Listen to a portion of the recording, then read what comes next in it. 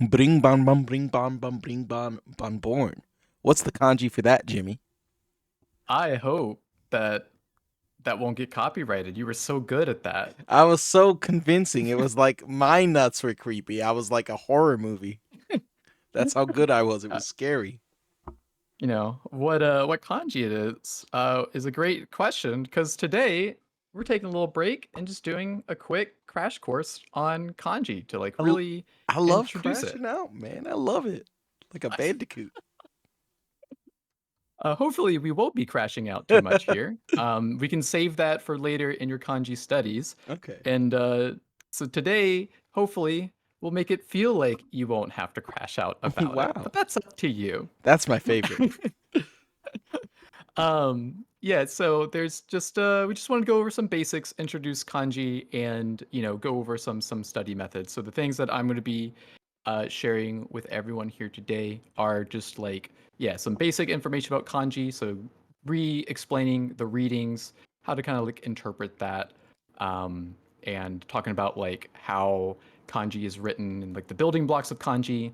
And then I'll be going over at least my own personal method for studying kanji that I've been doing for the past, I don't know, 4 or so years that has at least worked with me. But Okay. we'll do that a little bit later, right? The ketchup kami-sama approach to kanji learning.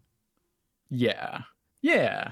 Yeah. Um so you'll have to be okay with my chicken scratch with kanji. Unfortunately, I I I do have a writing tablet, but my computer's just too advanced. so powerful and potent.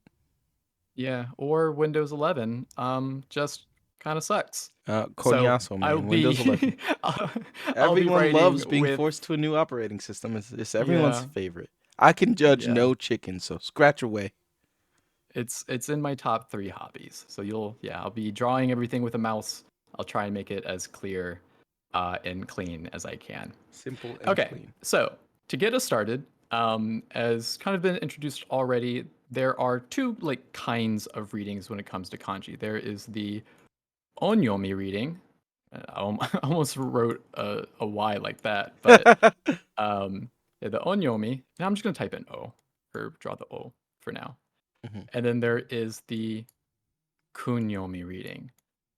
When you first come across these two ideas, onyomi is usually referred to as like the Chinese reading of a word, and the kunyomi is like the Japanese That one. country reading. Um, yeah, personally, I think knowing that distinction is more of a fun fact kind of a thing, because I feel like a better way of differentiating between onyomi and kunyomi is that onyomi are the readings that are typically when kanji is like there's multiple kanji put together for a single word, Mm, and the kunyomi is for when it is like on its own. So let me see if I can do this like with other kanji and then reading on or reading when alone. okay. Okay. I feel like this is functionally a better way of kind of beginning to think about this.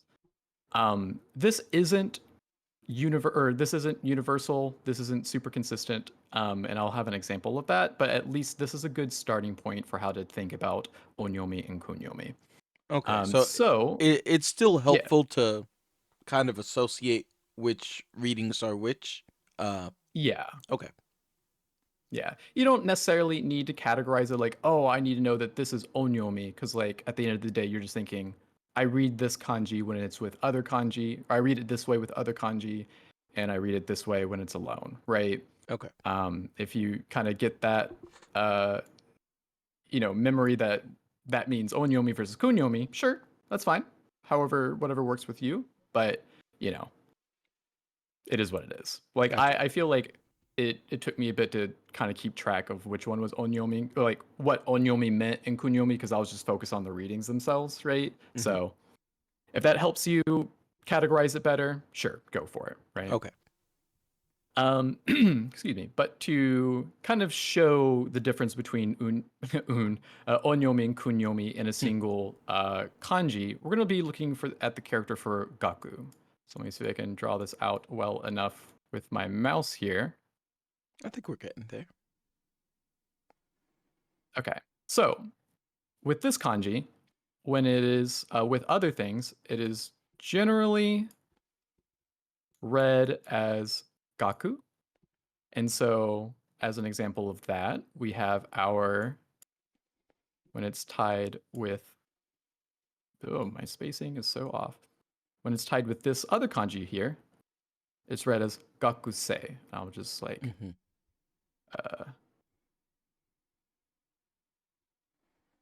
I forgot how to write this character. Something like that. Okay. Anyway, deal with it. I haven't written hiragana in a while. I should practice that. Gakusei. So Okay. I can put it down here as well. That's the And one I like so to think looks like a giraffe. the ga. The say or just the say, I suppose. Oh yeah. With its little horns Yeah, for yeah, sure. you see it. So as you can kind of see, this is like a compound, or there's two kanji to make this one word, and this is student. Just as a reminder, Mm-hmm. this whole thing here means student when it's put together. But because it's with this other kanji, it kind of draws from its onyomi reading, and that's where we get the gaku. So gakusei. Okay. Okay. Now, alternatively, when in regards to our erase here, um, when it's on its own, and we see this word, this now becomes, or the reading for this kanji now becomes ma, na, and then manabu. So this is the verb for Okay. like to learn, study ish kind of a thing.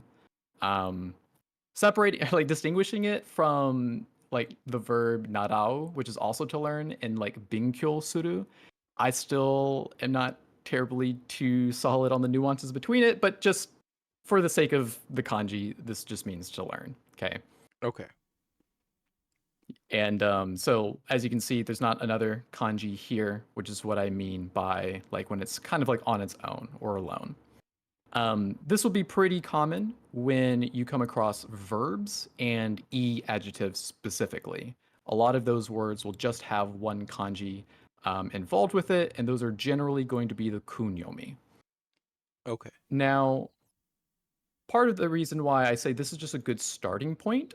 Oh, and I can just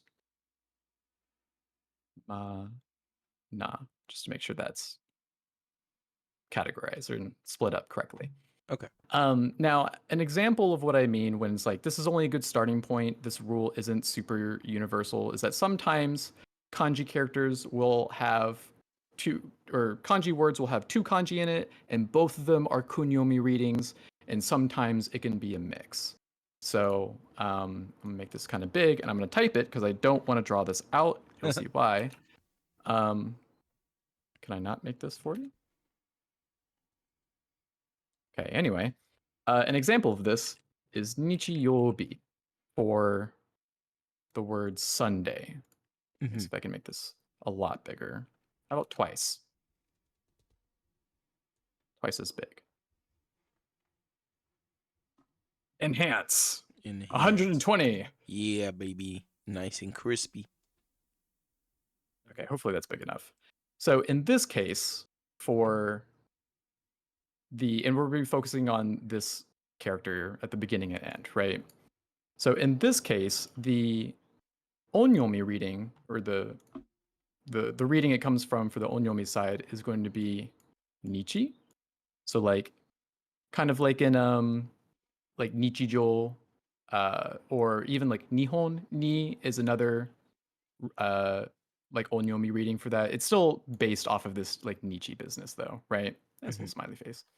And then the kunyomi down here is the B. So as you can kind of see, it uses not just the onyomi for both readings of it, and it's not just the kunyomi, even though it is part of the same word. So you just kind of have to be mindful of that. Gotcha. Any questions on onyomi or kunyomi before we kind of move on? Just to reiterate, I suppose it's not limited to one reading of each. They can have multiple kun and onyomi readings, correct? Hmm. Yeah, exactly. Okay. And a lot of times the different readings within each category are kind of based off of each other Mm. most of the time. So like as an example, the different kunyomi readings here for the sun character can also just be like he. So you can just see it's like modified by the 1010, but otherwise it's like the same base, right? Okay. And then let's see here. Let me look this up one more time. Oop, that's not how you spell that. Nichi. Let me do this.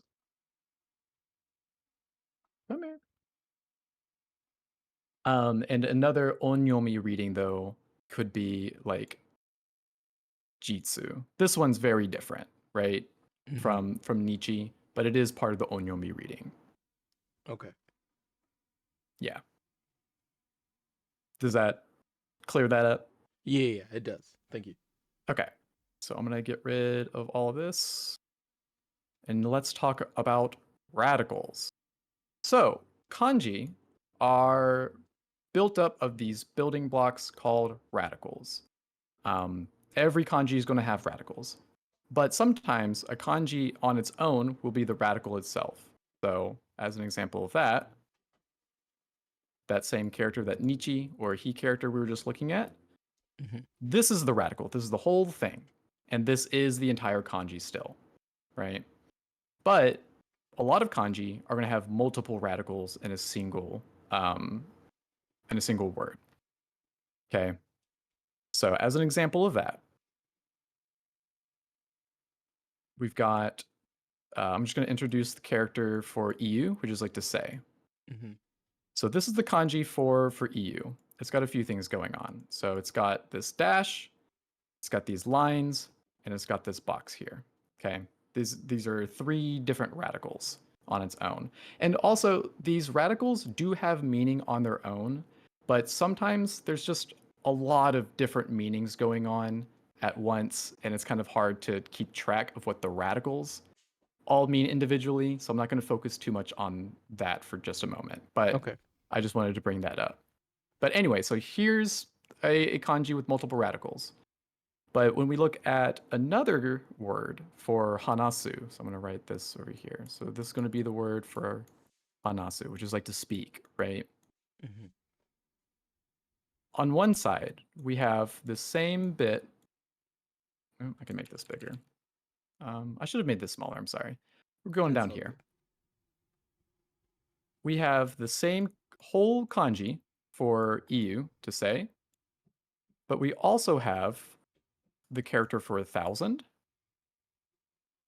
and we have the character for mouth. This box on the left hand side is probably the same radical technically. Okay. The big mouth one.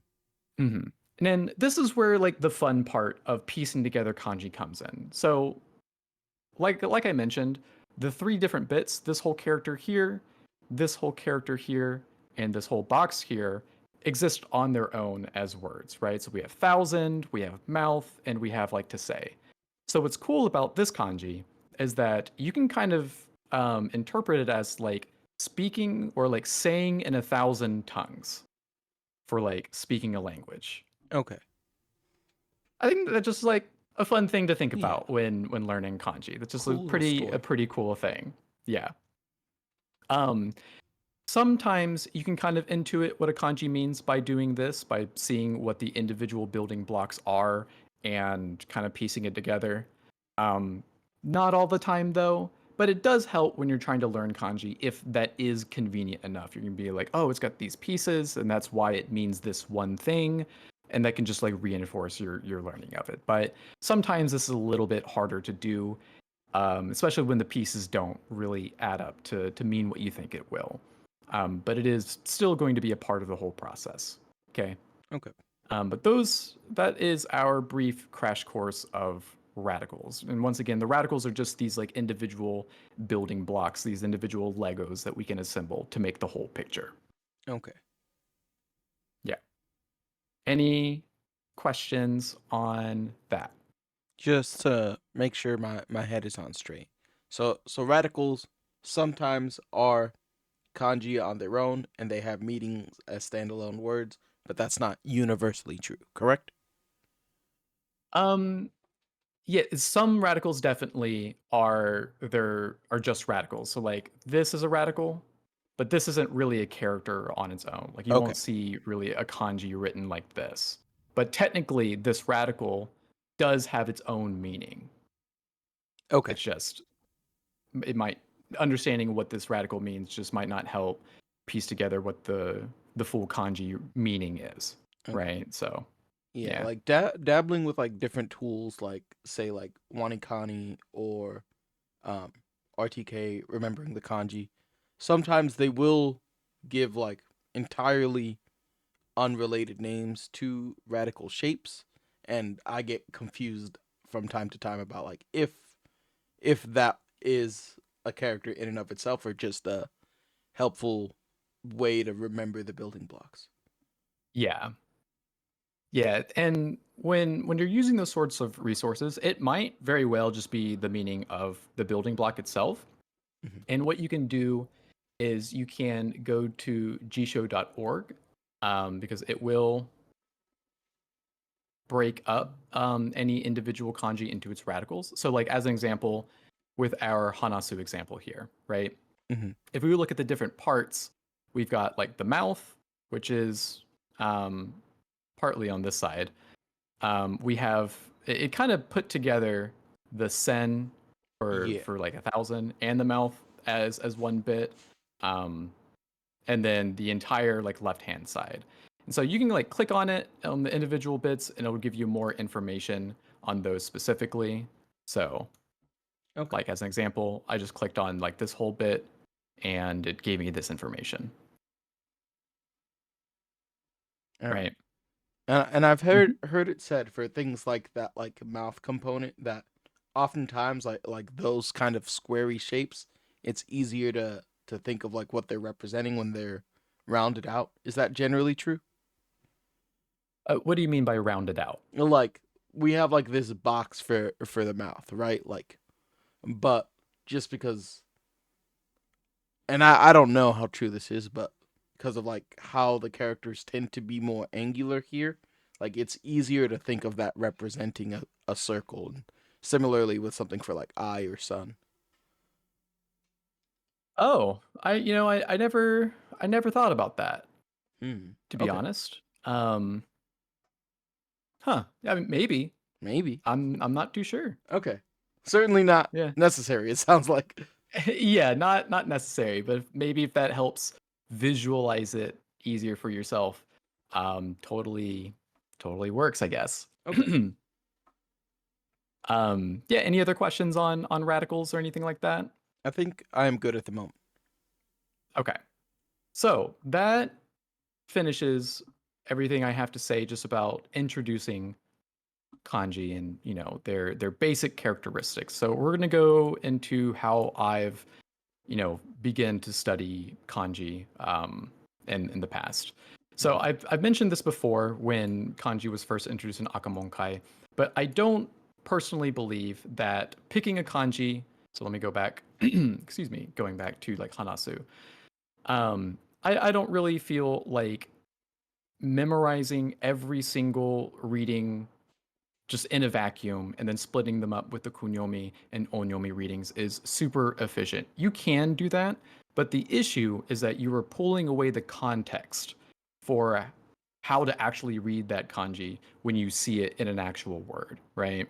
Mhm. So this is something that I did when I was still studying in like my first year or so, and I was like, I would list all of the different readings and I'd try and like memorize it. But especially if like say, and I'd split it up between kunyomi and onyomi. But like, let's say a character has like three very distinct onyomi readings, and I'm just studying them in a vacuum. Well, how am I supposed to know which one to use when I see it in a word, right? And Mhm. that's where my I was really struggling figuring out how to do that.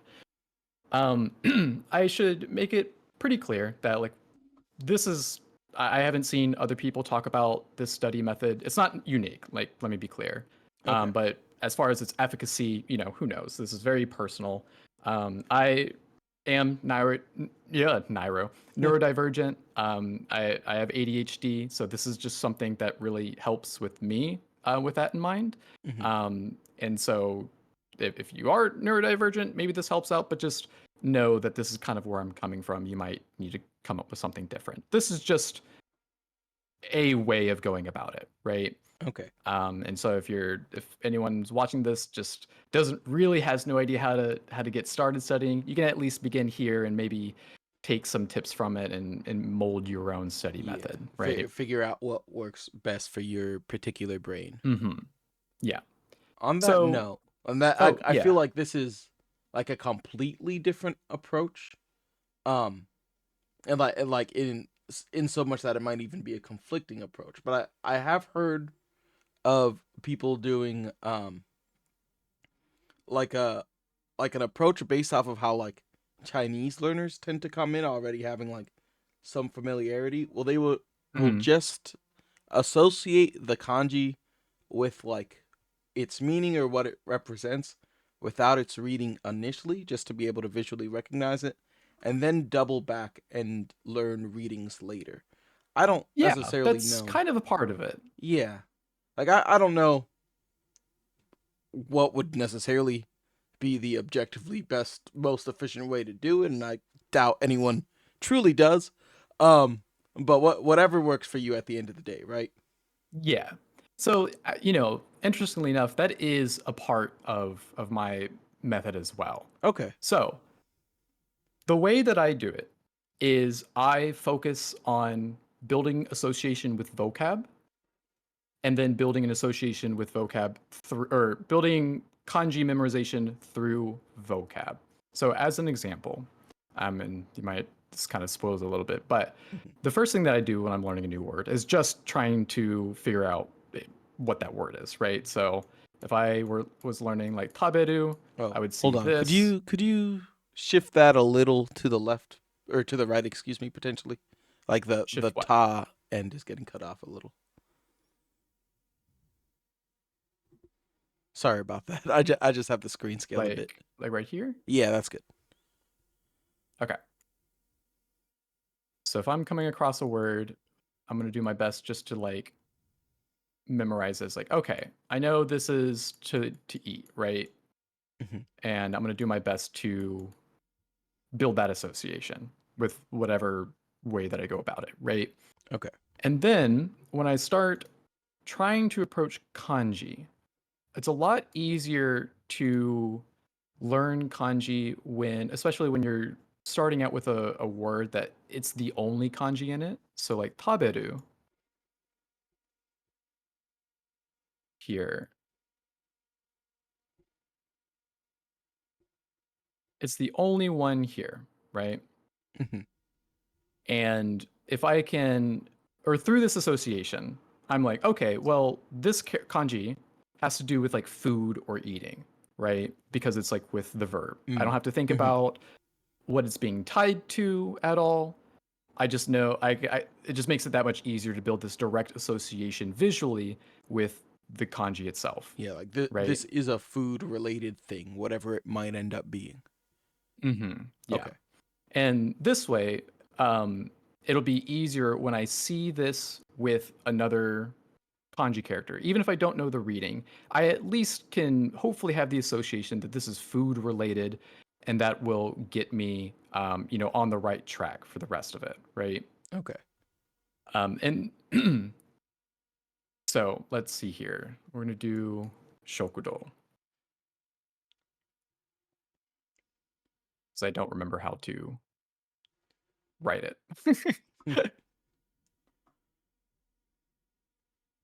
Okay, I'm gonna put this up here. Uh, Oh man, that show is whack.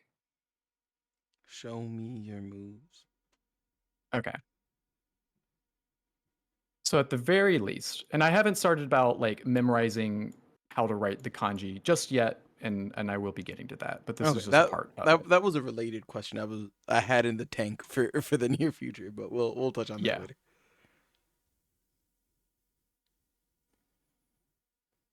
So at the very least, if I have that base association with taberu, meaning to eat, Hmm.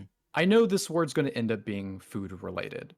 And for this other character, the same original process will be a part of that, right? Like maybe I'll have studied a word where it's just this kanji on its own, and this one is like hall or chamber.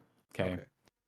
And if I start building that association, even if I don't know the reading of this word itself, I'll know that it's a food hall. Hmm. And that's why I start with building that association with vocab first. Because if Okay. I remember that shokudo, just like studying the hiragana, is like cafeteria, and I have an idea, and then I study this kanji individually with a different word, and maybe I'm studying this kanji with like taberu. I built this association here with like food, this one with hall, and then I know that shokudo, it like on its own is cafeteria.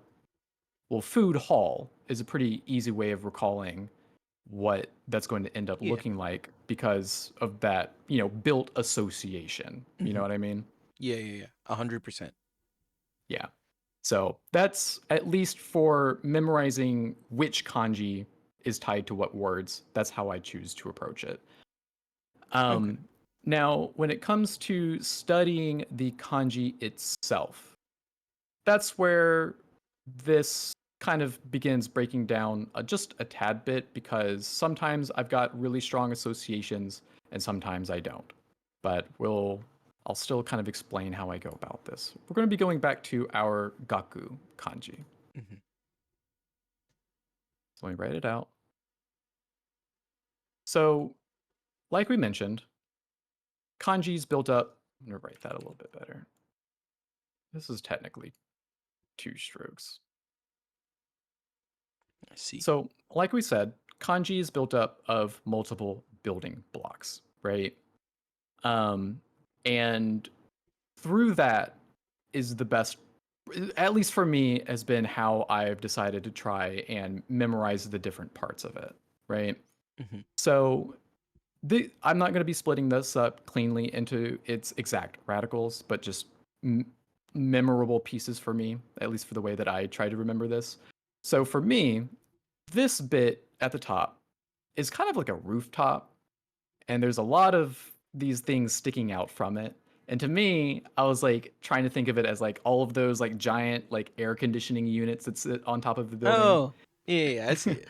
and the reason why that there's these industrial ones on top of the roof is because this thing in between under is the character for like child for like Cole. Hmm. And so it's like the giant rooftop that needs all that AC to sit on top of the children because it's school, right? Okay. And yeah, and so if I can remember, if I can try and break it down to these at least two bits, I'm on pretty good track. Now, unfortunately, this is where just repetition and practice comes into play because like there's another radical that's similar that's like this, right? And Hmm. it's like, okay, well, how do I remember that it's this with the three lines versus the one? And that's just kind of where practice needs to come into play. Or if you have good, you know, I guess mnemonics or like visual devices to have imaginative ways of keeping that in line, that's kind of where that'll come into play, right? Okay.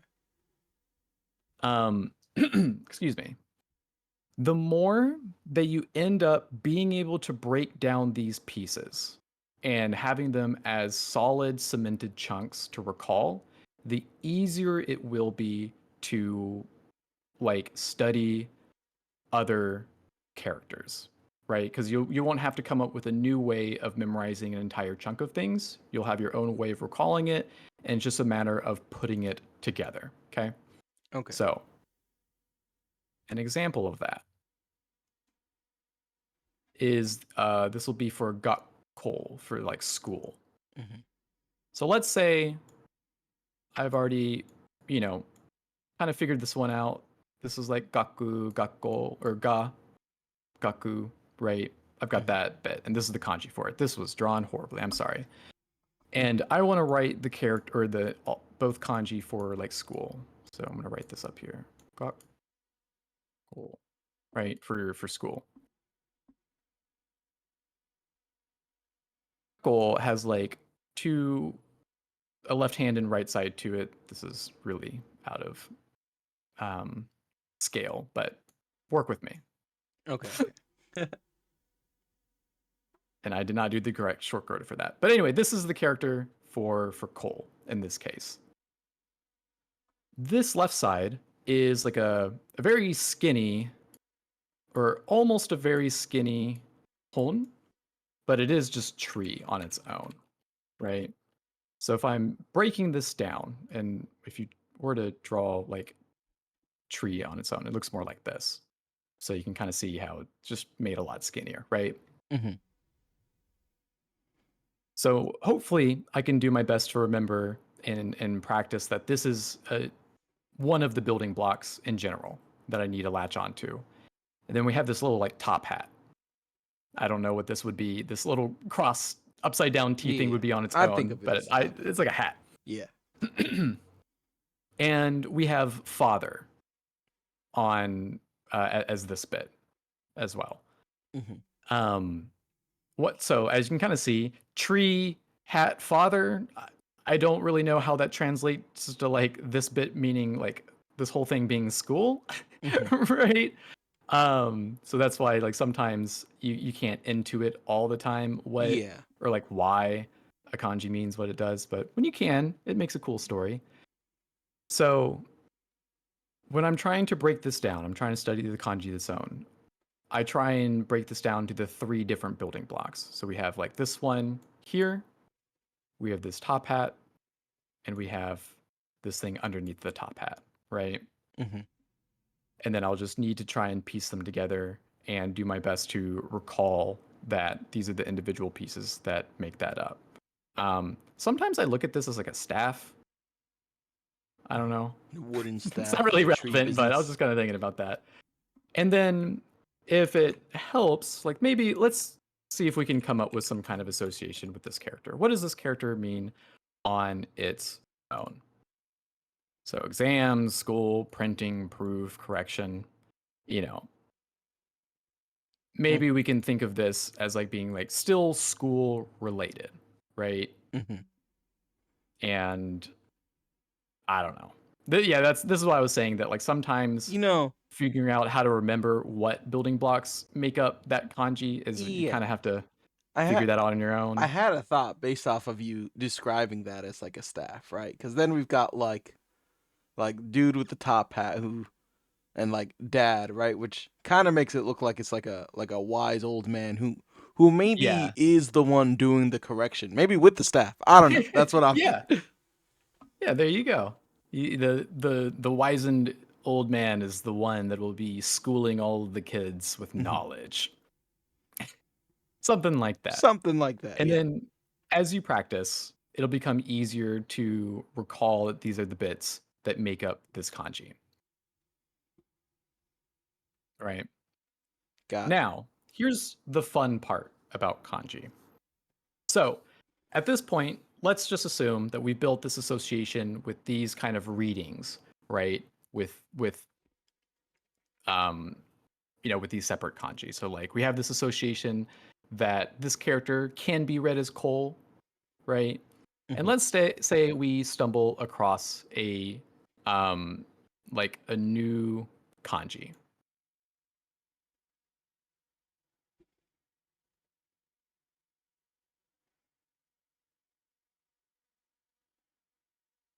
Like new kanji word. So let me just draw this out.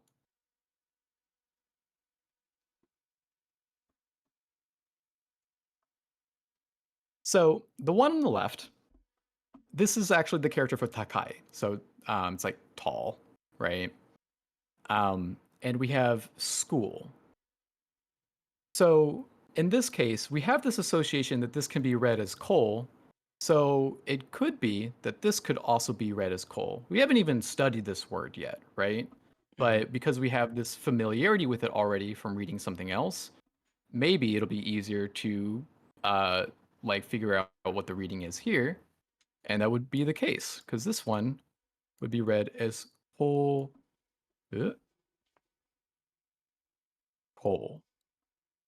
This is high school, Okay. and it's easier to keep track that this is coal here because maybe we've already been studying Gakko previously and have built that association with this coal reading, right? Okay.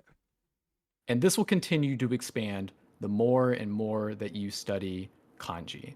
So, one of my recent examples of this is that, and I'm going to start just typing this out because I'm done drawing this. That's all good. Okay. So, let me do. So, for starters, I would have studied Tsuyoi, Tsuyoi, and started building this familiarity that this character is association with strength. Okay. Okay. And what's interesting is that Binkyul uses the same strength kanji. So Mm. this is like strength and learning, kind of, right? Hmm. And so now I have this association that this strength character can also be read as Kyul because of Binkyul, right? Hmm. And then there was character for Saikyul. This first character means like the most, Hmm. and this is the same Sai as in like Saigo when I say like last. Okay. And so it's like, okay, wait, I see that this is the second character here, and I'm familiar with this being Kyul. I wonder if this is read here, and I wonder if this is like the most strong Like the because we have the final character for strong most. guy in a tournament. Yeah, yeah, the most strong, and that's because that's what exactly would be. Sai Kyul would be strongest. Okay. And then what happened down the road is there is this song called, I'm gonna get rid of this. Um I forget, it's like Onobaku Fukyo or something like that. Hmm. It's a really cute animation. She's like, it's talking about like the strong winds coming in Oh yeah, and it's yeah, like yeah. blowing I her do hair recall. back, Yeah, right? with Yuki. So what happened there was that I had like studied the word for like taihu. Oop, that's taihu for like typhoon. Hmm. And the who bit I had already studied was like kaze on its own. So I was like, Hmm. okay, this is like wind, right? So I Hmm. have that association with it. And through taihu, I built an association that the who or that kaze has another reading as who when it's with like with other things. And this last word was like out in the wild, right? Like this is not a word that I had studied. So Hmm. when I came across this, oh, where is it? It? Yeah. Am I just like wrong? Let me make sure that this is even right.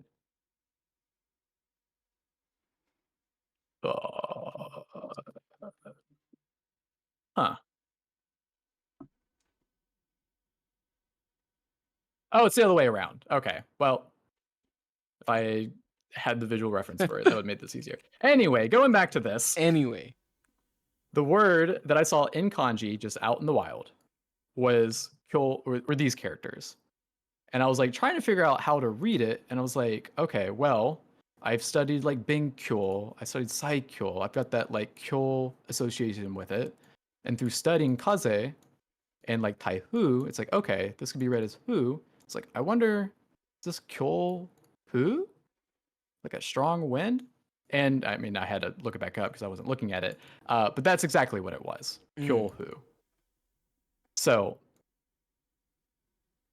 as you can kind of see, like I kind of started here and started building an association with like a vocab word and to have it tied to like a kanji to get its like general understanding.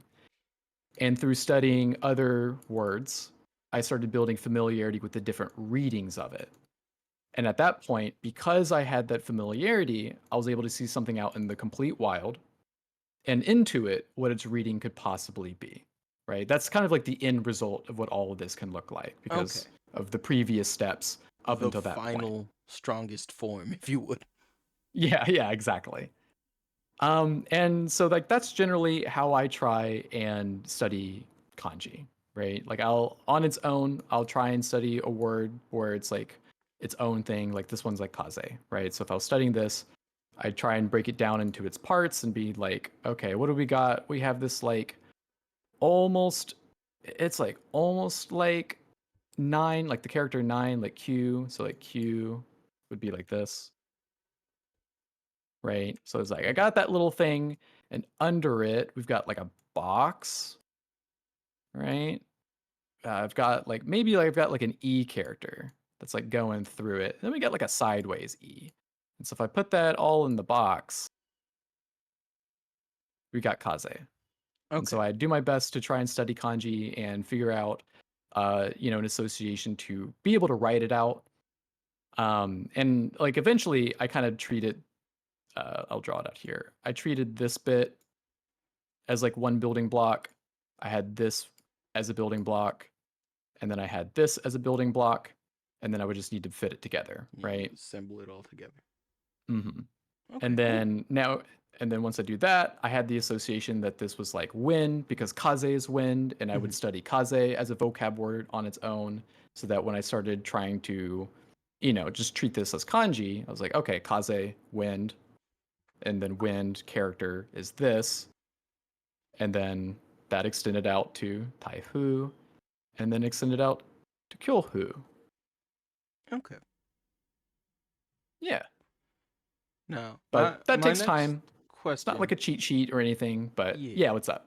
Uh, like you've mentioned like wanting to see things in the wild and associate readings and words with them. And you've talked about like finding stuff like out there and being able to kind of piece meaning together.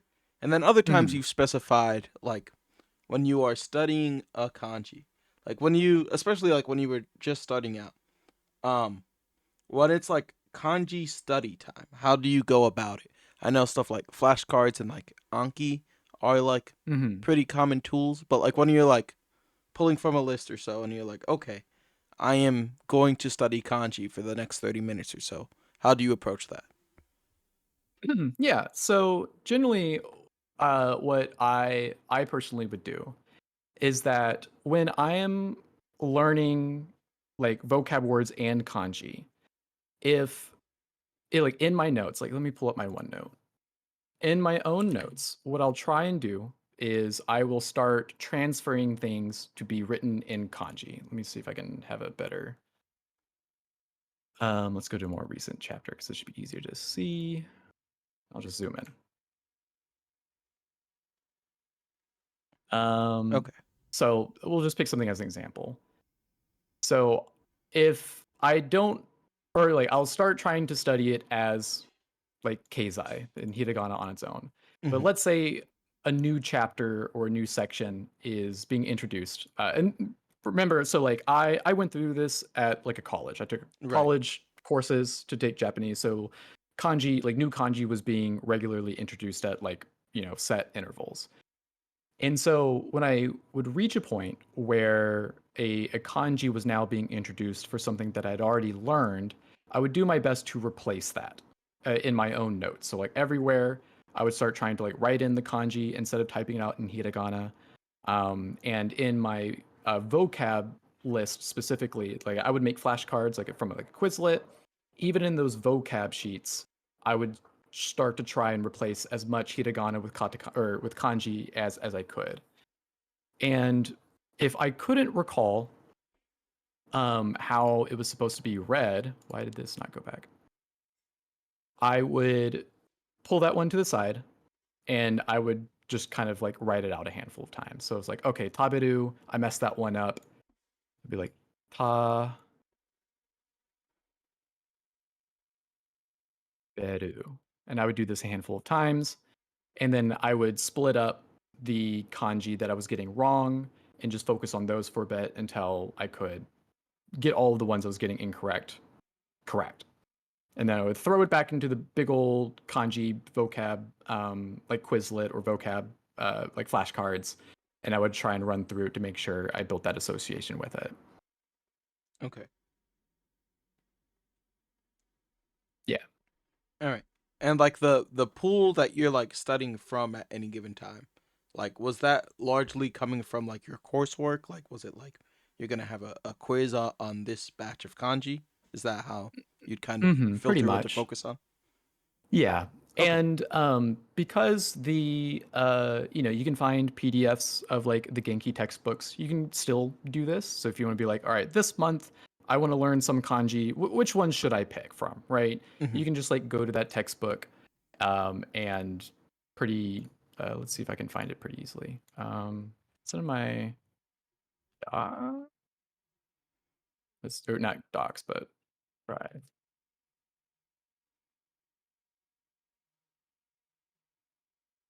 And then um let's see here. What would be the towards the end? I have the book next to me, so let me just pull that up. Okay. Uh, we'll start at 3:30, 3:20. Where does that put us?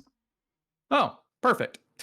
Cool. All right. um, so it'll have like each chapter will have a list of kanji that's like being introduced in that chapter, and then the highlighted ones here are like the readings that it wants you to focus on based off of that chapter because it'll include like some other ones.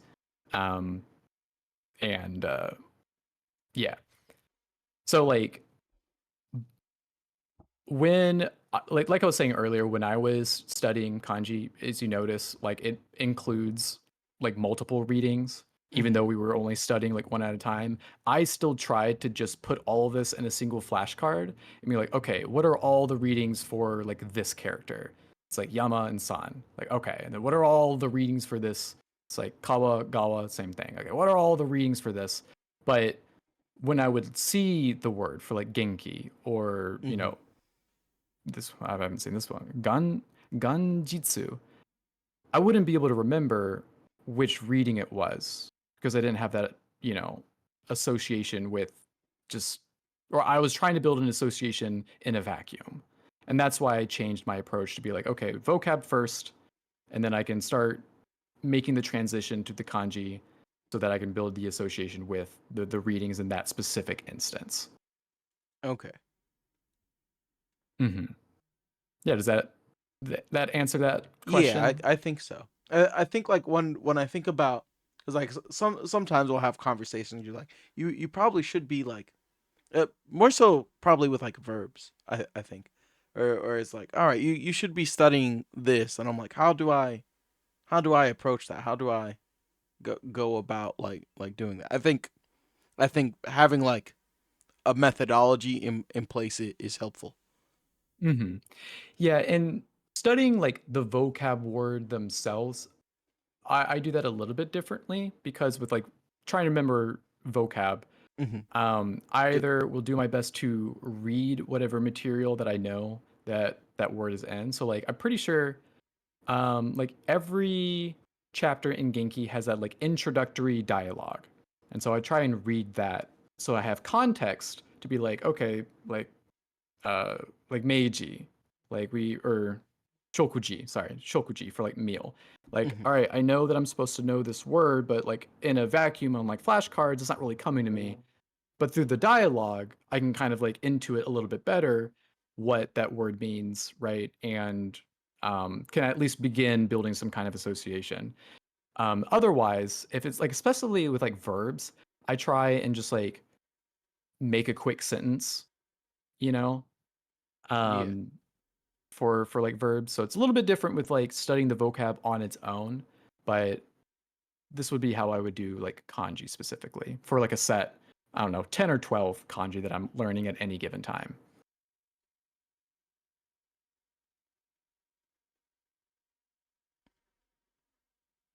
Any questions on like study methods or anything like that? I think I'm squared away with how to go about it for kanji right now. Okay. Now to end things off, I just want to end with a couple of like some of my favorite kanji that I just has really helped my association. I think are just like fun to think about. I So it is like uplifting even to have thought like, yeah, I've got a few favorite kanji. I've got some I like. yeah, and like these like it's not even I wouldn't say like favorite kanji. It's just like for whatever reason, like when I was able to piece together the association, it like just somehow stuck with me forever. Um, so the first one's gonna be Taikukan, and this one's gonna be gymnasium. So on this left kanji here is like karada on its own for like body. This middle character is like sodatsu sodateru to mean like to grow or to raise, like raise a child or grow crops and stuff like that. And this like last one's like hall. I only really know kan the reading for that. And so like I built an association with the meaning on their own, and that's why it was like, okay, well, I at least can recognize these individual bits, but the reading for them were definitely not familiar. It's like Taiyukukan. How do I go from like, especially for the Iku bit, I'm like, well, how do I make that transition from like Sodatsu, right? And Yeah. that's where I would just study like in hiragana. Taiyukukan is like gymnasium, but when I look at this kanji as a whole, it's just fun thinking of it as like, okay, so we have like body, we have to grow, and hallway.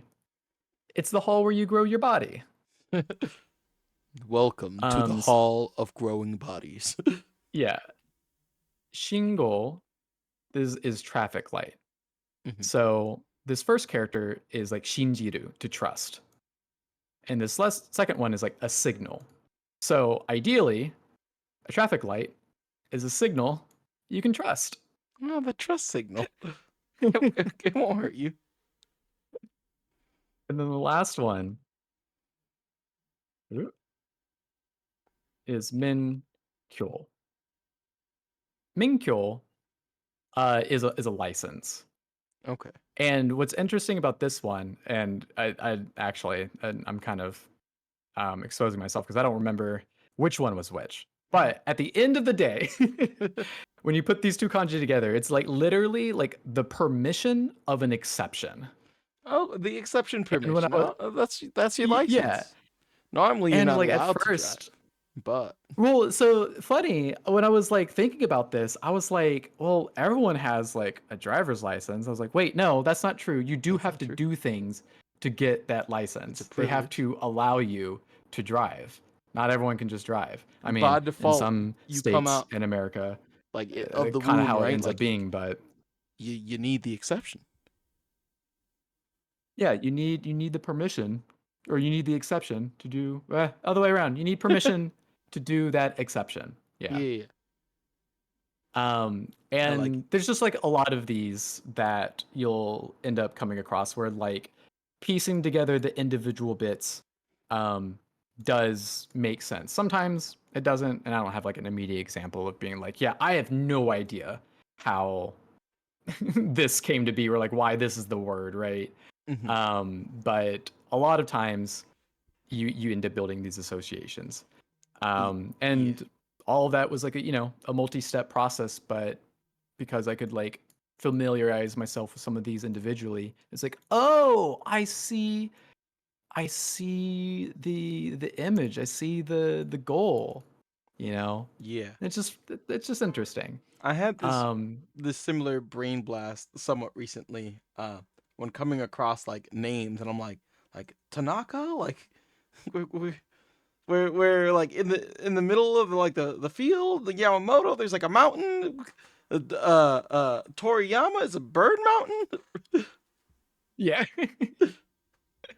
yeah, like Yamashita, Yamashita is like Under Mountain, Mr. Yeah, Under Mountain. yeah, that's where he lives, man. Yamada, Yamada is uh Mountain Rice Field, Mr. and Mrs. Mountain Rice Field. Hmm. Yeah, Yeah, it's like just fun. I was listening to like a historical bit, and they were like talking about how like like the whole like kind of westernized like given name surname was not generally how it was done, and then like when it was kind of imposed on them, they were like, well, where do you live, man? Where do you live? It's like, oh, like below the mountains. Like, all right, cool, this is your name now. Yeah. Yeah, I mean, yeah, last names in general, I feel like originally have interesting origins. Hmm. It's like Smith. Pretty easy to imagine that the original line of Smiths were blacksmiths or something like that, right? Yeah, Something like that. I don't know. I don't I'm know. not a was it an entomologist? Is that what they Yeah, are? I think Enta. I think that's a bug man. I think Etta is like a Oh, word man. etymologist. I I only do know this confuse because those of because Digimon. my one of my sisters has a degree in one of them, and is the bug one, and I feel like I've said that wrong a handful of times, or the other way around. I don't know. Is she good with words or with bugs? I she's good. What? Well, she mean she's a vet tech now, Oh, so okay, less okay. so bugs. All right. But her undergrad was I believe the bug degree, Okay. the bug I think study. that's Enta. Okay, noted. All I won't fact check you on that, and I'll just blame you if I'm wrong right. later. Yeah, we'll Um, check this. yeah, the last thing is just names in Japanese. Hmm. There's no real rhyme or reason. Um, that they because like they just kind of like have the name. I would probably say like hiragana, and they're Hmm. just like, what kanji do I want this to be? And it'll just be a kanji that happens to have that reading for it, and they just kind of put them together. Okay. There's less so rhyme or reason for names. Good luck. So like the sound of the Good luck name with like names and comes places. first, and like any meeting is like done in post. That's kind of what it feels like. Okay. I'm not sure if that's exactly the order of operations, but that really is what it feels like. Okay. Because yeah, names are, and as far as I know, like most Japanese people, if they like read a name, they kind of just guess, Hmm. honestly, unless it's like a common name, because there's still a lot of common names out Yeah. there. But a lot of times they're just like when they're introduced that they'll have the writing of it. So like in anime, I'm guessing that's why when they have like a transfer student, that's Hmm. why they like write out their name along with the reading of it, because there's Yeah. otherwise it's like I don't know what that is. Hmm. You get Yeah. the Key and Peele Aaron kind of situation. Yeah, exactly. Yeah. Um, but yeah, the part of the thing that helped with like this studying through association is like kanji is a giant monster of a thing to study, and a lot of people, really fear and just like groan about needing to learn kanji. But for me, Hmm. at least, strengthening my vocab through kanji and being able to like figure out what something could literally be translated, like the minkyo being the permission to an exception, stuff like that, right? Just like made studying kanji that much more engaging for me, because I felt like I was like figuring out a puzzle Yeah. instead of just like, all right, I need to study moto, I need to study the key character, right? Hmm. And that just made it so much more approachable and made me care about learning kanji so much more, because it's like I felt more engaged and it just became a lot more interesting. Yeah. You So activate hopefully, the fun parts of your mind. yeah, so hopefully that'll be the same experience for all of y'all out there. But I mean, there's just a lot of kanji out there, and there's a lot of Japanese out there that you're already studying. So I totally understand that it can be a bit overwhelming Yeah. Like um, it's like as you're going through sometimes it. I definitely feel this frustration where it's like, well, we should be studying this, and I'm like, man, I'm too busy studying Japanese to study Japanese right now. Yeah, yeah. Like And compartmentalizing the different chunks and skills mhm, can be difficult, but you yeah. do need they're all connected at the end of the day, right? Mhm. And honestly, like studying through association helps reinforce both, so that you kind of end up studying two things at once.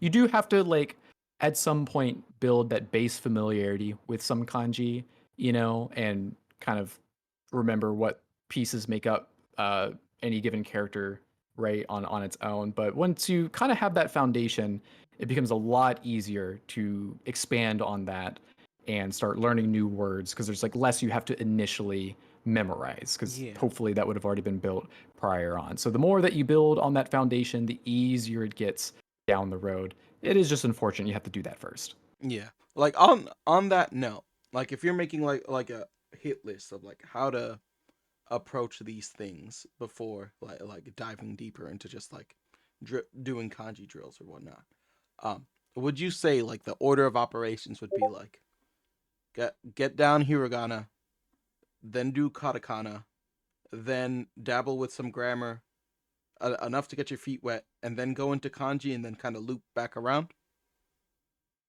Yeah, I would say so. And the thing about studying kanji is that it is best to study kanji for words that you are currently learning so Hmm. that you can more quickly start doing that association process. Because if you're learning some kanji characters for words that you aren't even using, Hmm. that's going to be much harder to like synthesize into your studies for the sake of like time because there's only so much time in a day Right. and it'll just be harder to recall that later on because like to me studying kanji for words that I'm not currently trying to study is akin to studying kanji in a vacuum, which just doesn't work very well for me, Right. right? And so I need to be doing those at the same time. Hmm. And that's what's nice about like Genki books is that like, or pretty much any textbook, right? Hmm. Is that they're introducing kanji alongside words that you're studying or have already studied and should know. Right. Like And so they there's are just tools less you can work. use at that point, right? Yeah, exactly. And it kind of depends on the purpose of it, right? Hmm. Like, I feel that if you're just focused on speaking, which I don't think is a good thing to do, because that's half the language. But say you wanted to do that and you just wanted to focus on speaking, maybe less time on kanji and more focus on like practicing speaking sentences, so on and so forth. Okay. But if you're wanting to read like manga, right? Like maybe then you just need to start synthesizing that more and putting a little bit more emphasis on kanji earlier on as you're making steady progress with grammar. Because like you still need to know what they're saying, Yeah, you have to connect the right? bits together, right? Yeah. Um, and going from there.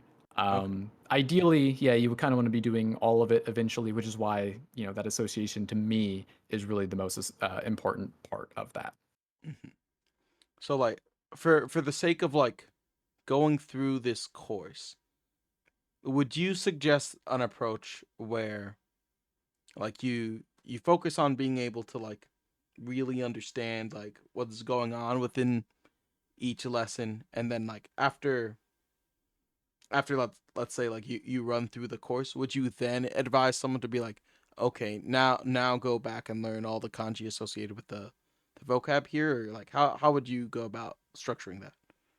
Yeah, I guess that largely depends on time, right? Hmm. Because if you only have, I don't know, say an hour and a half Hmm. for any given day from Akamonkai, right? Like Right. it kind of takes an hour to get through the material on its own, and you want to make sure that you're really getting that grammar stuff. Well, it's going to be kind of hard to put in kanji practice on that same day Right. when you spent your time studying the grammar, right? Um, but if you were to go through the whole course and then just focus on kanji, well, there's still more grammar to learn, right? Hmm. There's still more stuff that you can advance.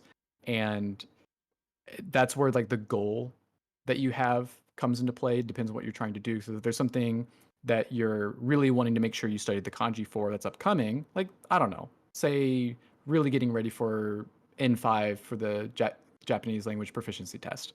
Hmm. Well, maybe you've already covered all the grammar material that is necessary for that test. And now, you only have so much time to get prepared for the test. Okay, maybe you do just focus on kanji, right? Okay. It's very goal oriented. But if you're just, trying to go on like a straight and true, just keep on trucking through it, um, I I would say I would still say trying to do that association with it, right? Okay. And as you go along, try and replace as much words in hiragana with the kanji as you can. Um, you know, and do your best with that. The thing though with Akamonkai is that they don't introduce like a ton of vocab words, which is kind of going to be pretty limiting. Hmm. And I don't immediately have a great way of being like, here's how to expand on your vocab, besides just be like, just look at some early chapters in Genki and find the chapters that are relevant to that grammar point and maybe study some of the words in that chapter, right? I don't know. Okay. That's a little bit harder to do, like knowing what words to study. I don't have Yeah. any Yeah. great recommendations on that. Okay. But yeah, otherwise it's yeah, just goal oriented. Because like something that I was thinking about doing eventually when I was like teaching like a whole group of people, Hmm. after a certain point, I thought it'd be interesting to study words through songs. Like say you I've learn yeah. a song. I've thought about this as well. I've been like, Mhm. Jimmy mentioned this. That could be fun. Yeah, and studying vocab through like songs and learning new words and grammar structures through that. So, maybe there's a song you want to, whip out for karaoke one Hmm. night, right? Okay, well now you have something specific to study. You have a goal, you have something that you want to try and achieve by a certain point, and now you can kind of more clearly define what you want to accomplish by that point instead of Okay. just this nebulous, I need to figure out what I need to be looking at. All right. I hope Thank that you very answers the much question. for this uh learned approach. It is true that you have come before us. You are the true sensei. Born ahead, yeah. Don't disregard any Any age other? differences. Don't worry about that. Yeah, they don't exist. Don't not a thing. Yeah. Any other last questions? Because I've Um, pretty much said everything I want to do for now. I think I'm good for now. I might hit you back up as far as like ideas of like, all right, how should we structure how we compartmentalize and study different things while we're going through this class. Hmm. But I think we've got enough to chew on for right now. Cool. Glad to hear. Alrighty. Thank you so much for your time, Jim Babathy. You have a wonderful rest of your evening, all right?